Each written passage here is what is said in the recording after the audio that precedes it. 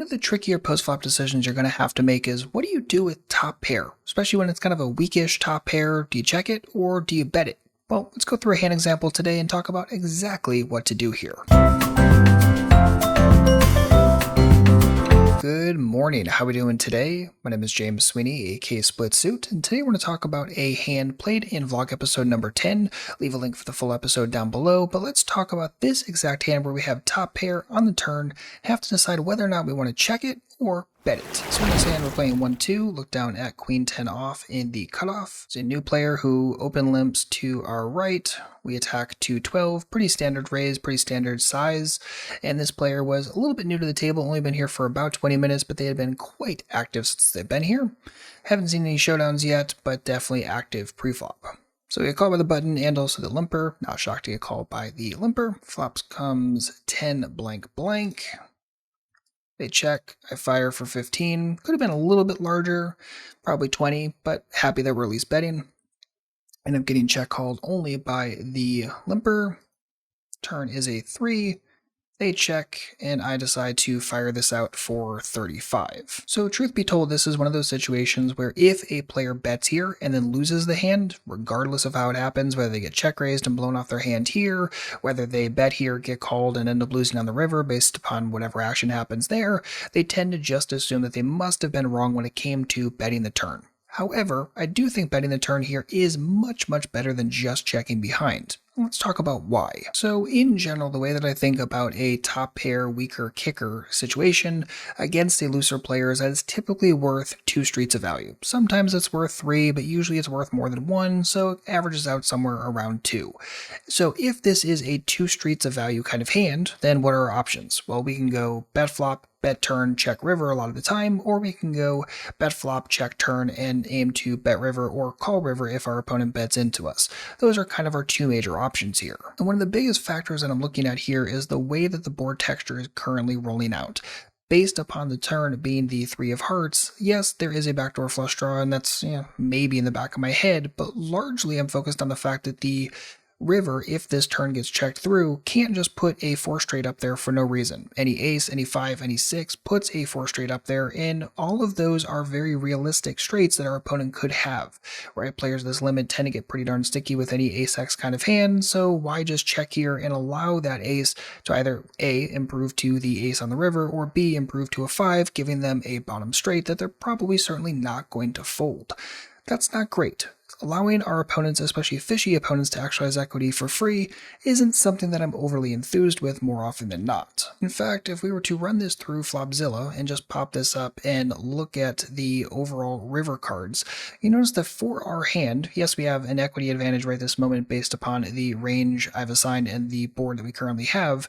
You notice that 30 river cards increase our equity, but 16 are actually going to decrease our river equity. That's not particularly good, and if we hover over that, we notice again the ace, the 5, and the 6 are all cards that are going to decrease our equity. Not particularly good.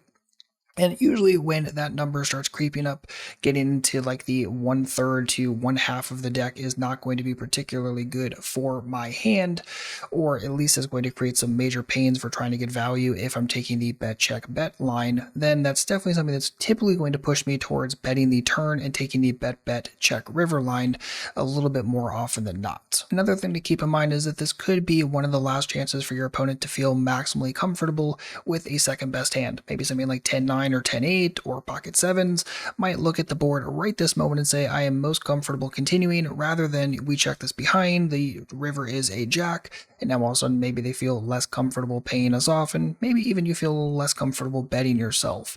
So again, when all of these factors kind of coalesce together, I think betting the turn here is going to be much better than just checking behind, even though it does suck when we end up getting check raised like we do in this exact situation. So as it rolls out, our opponent does not take too long before throwing out 5 green chips, and I don't take too long before just finding the fold button. So let's talk about at least the fold here for a quick moment. So this is kind of a sucky situation because a loose player, especially one who's loose aggressive, aggressive can have a wider range here. First and foremost, we're not going to assume that good players are going to do a tremendous amount of limp calling pre-flop from the hijack, if at all, and this is just one of those where, yeah, a looser, fishier player is going to have a decent chunk of hands, and unfortunately hands that could definitely have improved on this 3. That includes flop gut shots like ace-5 or 5-6 that now improve to the straight, and even things like 4-3 that now improve to 2-pair. And because I haven't been playing with this player for very long, I really don't have much other information on their check raising range. Yes, they've been playing fairly aggressively so far, but again, it's only been 20 minutes, and 20 minutes of live poker is very, very few hands, so it's very difficult to say if this person's bluffing enough or semi-bluffing enough, and do I really want to commit pretty much a full buy-in just trying to suss that out and guess, especially when I still have to factor in that we're going to contend with some river cards that are really, really going to suck. Any ace, any 5, any 6, facing a river bomb is going to be very, very uncomfortable. So if I have a little bit more information, then I can totally be okay just sticking this in and getting into it, but without that information or just using general player pool analysis where players tend not to try to create all-in situations on boards like this when they just have semi-bluffs unless they've shown that they're that kind of player, but the overall player pool itself doesn't tend to play that aggressively in situations like this, and as such I think I might be spewing if I try to get overly sticky in a general population situation in this kind of spot. So I think overall the fold is going to be a little bit better, but the most important takeaway is that just because you bet fold here does not mean that the bet itself on the turn was bad. Because one of the most important things you have to remember as a poker player is that you can make the right decision and still end up losing the pot. You can also make bad decisions and end up winning the pot, but as long as you're making the most amount of good decisions that you possibly can with the information you have right that moment, that's all you can really factor in and really all you can focus on at the end of the day. So again, I think in this situation, if you focus most on comparing your two available lines, either taking the bet check or the bet check bet or bet check call as the case may be, that's very, very important, and honestly a skill set that's going to allow you to make much better decisions, especially on turns when it comes to playing things like top pair, even ones that are a little bit weaker like this one. So again, I'm very happy with my line overall taking the bet approach. However, I think the flop bet could have been just a hair larger, probably 20 instead of 15, but other than that I'm totally good with what happened in this situation, and I still think folding is best, especially as a default in a 1-2 live game. And just for the record, if you're interested in going a step further and want to study these situations in more detail, I would definitely suggest checking out my POSTFLOP workbook, splitsuit.com/postflop to learn more and pick up your copy, and especially focus on the runouts chapter and also the value hands chapter at the end of the book. That's going to be extremely helpful for in real time being able to analyze these spots more in depth and really making sure you're making the best decisions in real time. That includes bet sizing, but also more importantly, your frequencies and your actions. Again, splitsuit.com/postflop to learn more and grab your copy, or look for it on Amazon if you prefer paperbacks. And that is going to wrap it up for this one. By the way, if you want to watch the rest of this entire vlog episode, just look for vlog number 10. I'll leave a link for that in the description box down below.